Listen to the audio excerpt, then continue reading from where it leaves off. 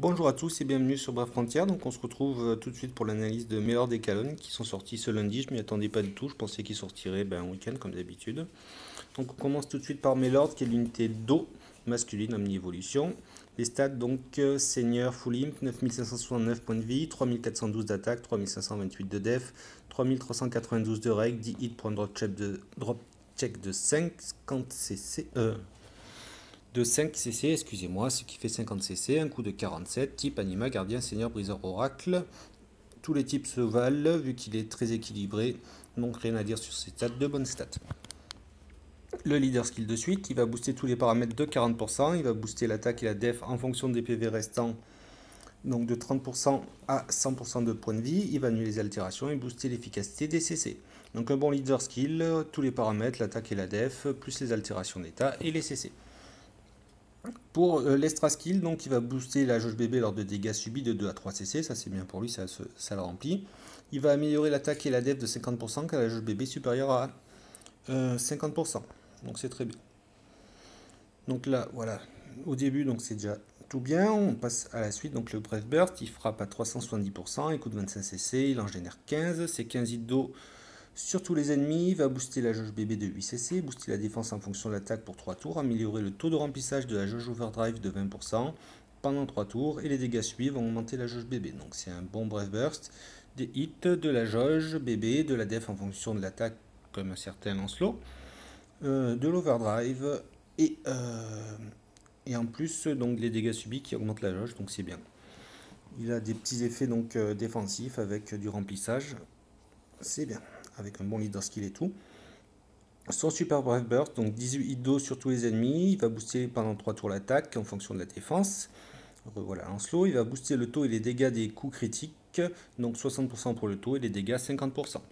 Donc c'est aussi très bien, c'est la partie attaque, donc ça me rappelle vraiment Lancelot, hein, ce côté-là. Bon, sauf que je crois que Lancelot il n'a pas les dégâts des coups critiques. Le SBB donc il frappe à 580%, il coûte 5 cc. Alors ça m'étonne un peu, ce qui ferait 30 pour le SBB. Ça me paraît un peu faible. Et il en génère 18. Donc jusque là, il a tout bon. Son UBB, donc il frappe à 1500%, il coûte 30 cc, il en génère 23. 23 IDO sur tous les ennemis. Réduit l'attaque et la défense adverse de 80% pendant 3 tours. Il va booster l'attaque et la def, l'attaque, la def et les sparks de 300% pendant 3 tours. Les dégâts subis vont restaurer les points de vie pendant 3 tours. Donc bon, un bon UBB avec le côté défensif, le côté offensif et des soins. Par contre, il ne tige pas. Donc, de ce qu'on a vu à présent, c'est une bonne unité. Il a un bon leader skill, l'extra skill, bon, ça lui va bien. Et après, il a des effets divers sur le BB et le SBB. Un côté offensif, un côté défensif avec du remplissage. Donc, c'est une bonne unité.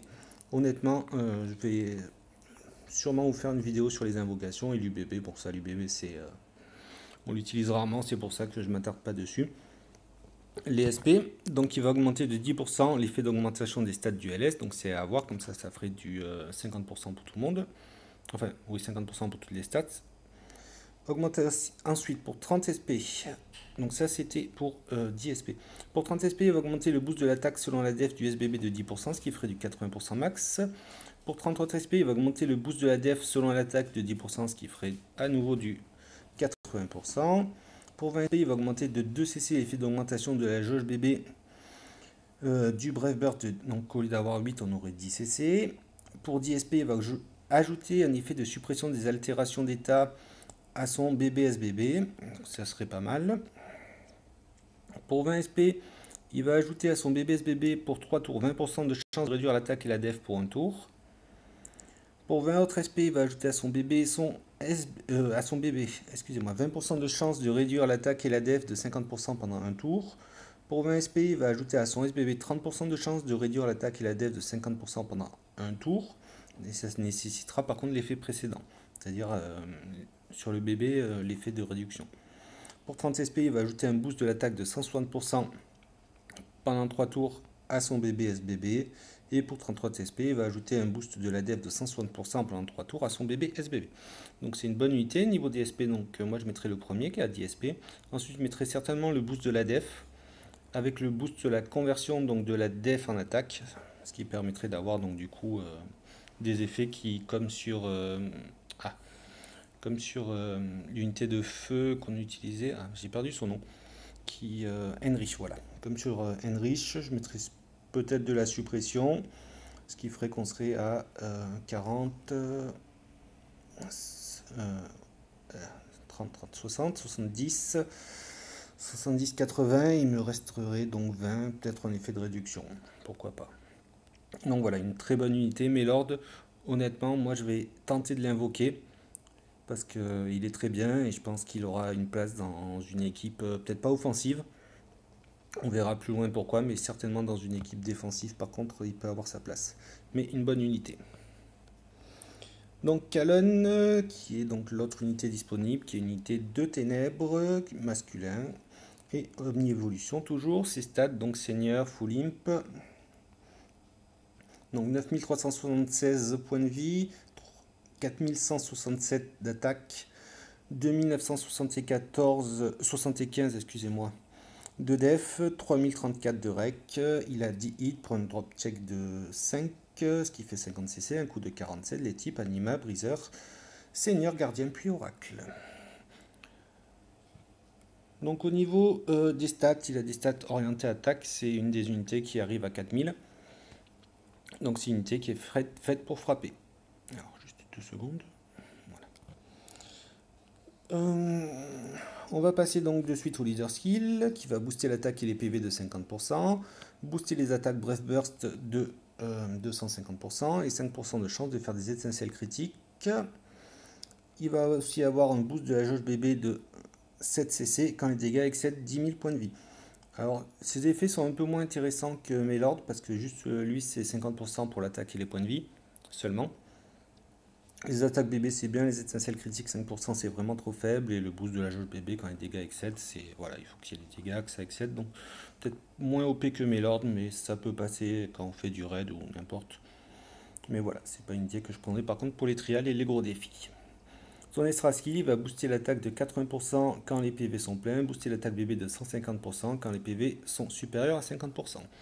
Donc une unité qui a un extra skill donc orienté attaque. Jusque là, donc deux bonnes stats. Par contre, leader skill, je passerai. L'extra skill, bon, c'est propre à l'unité, donc je m'attarde pas dessus. Son Brave Burst, donc il frappe à 370%, il coûte 25 cc, il en génère 14 de ténèbres sur tous les ennemis, booste l'attaque de 170%, les attaques Brave Burst 280% pendant 3 tours, les dégâts élémentaires de 50% pendant 3 tours, et il va avoir 50% de chance d'absorber 3 à 6% des PV lors des attaques pendant 3 tours. Donc voilà, il a un des plus hauts boosts d'attaque, c'est même le plus haut boost actuel qui existe. 170%, les attaques bébé 280 sur un bébé c'est pas mal, les dégâts élémentaires c'est toujours bien à prendre et absorber de la vie si on se passe de heal, pourquoi pas. Son SBB donc qui frappe à 580%, il coûte 30 cc, il en génère 18 de ténèbres et lumière sur tous les ennemis. À nouveau le boost d'attaque à 70%, les attaques bébé à 350% pour 3 tours, les dégâts élémentaires toujours 50% pendant 3 tours. En plus, 30% de chance de faire des étincelles critiques pendant 3 tours et un petit dot à 500% pendant 2 tours. Donc ce SBB qui est complètement offensif, il frappe sur les deux types, donc ténèbres et lumière. Il va en plus avoir donc à nouveau le fort boost d'attaque. Les attaques bébé, donc 350%, vous allez voir avec les SP, c'est le plus haut taux qui existe actuellement. Une fois qu'on a mis les SP, les dégâts élémentaires, bon c'est pas forcément probant mais c'est toujours bien. Et en plus il a les étincelles critiques et le dot. Donc unité vraiment offensive. Et je vais me faire laminer par-ci là. Bref. Son UBB, donc il frappe à 1500%, il coûte 30 cc, il en génère 22 hits de ténèbres et lumière sur tous les ennemis.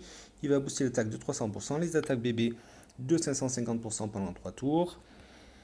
Il va booster les dégâts étincelles critiques pendant 3 tours et réduire les dégâts de 100% pendant 2 tours. Donc c'est un UBB qui est clairement offensif, de l'attaque bébé, les étincelles critiques et en plus il va réduire les dégâts. Donc c'est un bon UBB, mais comme je l'ai dit tout à l'heure, les UBB c'est pas forcément ce qu'on utilise le plus, il y en a qui sont plus probants que ça. Je pense notamment à Arthur qui permet en gros de faire 2 tours en un tour et qui va booster les critiques. Mais voilà, un UBB qui peut être bien avec un côté offensif, défensif. Donc jusque là c'est une bonne unité. donc pareil que l'autre, je vais essayer de l'avoir. On va passer donc au SP. Pour 20 SP, il va booster l'attaque de 50%. Pour 10 SP, il va booster les PV de 30%. Pour 10 SP, il va booster les dégâts étincelles de 50%. Pour 10 SP, il va augmenter les dégâts étincelles de 50 à 70%. Pour 10 autres SP, il va augmenter à nouveau les dégâts étincelles de 70 à 100%. Et bien entendu, pour passer à 100%, il faut donc avoir le boost de 70%. Et pour 70%, il faut avoir le boost de 50%. Donc pour 10 autres SP, il va booster l'efficacité des CC de 10%. Pour 20 SP, il va augmenter la probabilité de faire des étincelles critiques de 10%, ce qui fait qu'au lieu d'avoir 30, on aurait 40% du coup. Pour 50 SP, il va augmenter de 100% le buff d'attaque bébé, ce qui ferait du 380 sur le bébé. Donc avant étant à 400 sur son SBB, c'est proche. Ça ferait du 450 sur le SBB, donc c'est le plus haut taux qui existe actuellement. Et du 650 sur le l'UBB. Plutôt pas mal. Bon, ça coûte par contre 50 SP. C'est le petit point négatif. Pour 50 autres SP, il va booster l'attaque de 100%. Oui, booster l'attaque et selon les points de vie donc, de 25% pendant 3 tours au bébé SBB. Pour 20 SP, il va ajouter un boost des dégâts de lumière et ténèbres de 50% au bébé SBB. Et pour 30 SP, il va augmenter les dégâts élémentaires du bébé SBB de 50%. Donc au niveau des SP, très clairement, pour qu'il soit vraiment OP, il faut lui mettre donc l'augmentation de 100% pour le buff d'attaque bébé, ce qui ferait qu'on est à 450% pour l'attaque bébé, plus les 170% d'attaque, donc on a une unité qui a les plus hauts taux qui existent. Et je me suis encore fait laminer. Et ensuite, je sais pas. Ensuite, ça dépendra de vos équipes. Il y a le boost de l'attaque selon les points de vie qui est intéressant. Surtout quand on a Mifune qui a une défense complètement naze. Donc ça sert à rien de convertir sa défense. Il vaut mieux convertir ses points de vie. Mais ouais, je pense que je partirai sur ça. Avec boost d'attaque et sûrement peut-être les étincelles. Ouais, donc voilà. Après, je vais sortir une espèce de tuto sur comment attribuer vos SP. C'est-à-dire que selon une équipe, on n'attribuera pas les SP pareil. Par exemple, dans l'équipe que j'ai, donc Avant, Lancelot, Arthur et donc des Mifune. Moi, Arthur, il a des SP que. Enfin, je pensais pas mettre ses SP à Arthur et je lui ai mis. Donc, c'est toutes les. Ah, mon Dieu. C'est. Voilà. Il ajoute tous les éléments et il a aussi le boost d'attaque et de def. Alors que ça me semblait complètement inutile au début, mais je reviendrai là-dessus dans une vidéo. Donc, voilà. Donc, deux bonnes unités. On a donc Melord qui est une bonne unité, plutôt défensive, avec un BB et un SBB différents, mais qui peut permettre de belles choses. Et on a donc Kalon qui possède en fait le plus haut boost d'attaque et d'attaque bébé. Donc voilà, c'est deux bonnes unités. Donc je vous conseille, si vous avez des gemmes et que vous êtes en recherche donc, de buffers attaque def comme eux, allez-y. Par contre, si vous cherchez un mitigeur ou un heal, attendez. Mais honnêtement, moi je vais tenter ma chance de les avoir sans trop exagérer parce que voilà. Le problème c'est que ça coûte des gemmes. Donc voilà. Et ben c'est tout pour cette vidéo et je vous dis à la prochaine fois. Ciao ciao.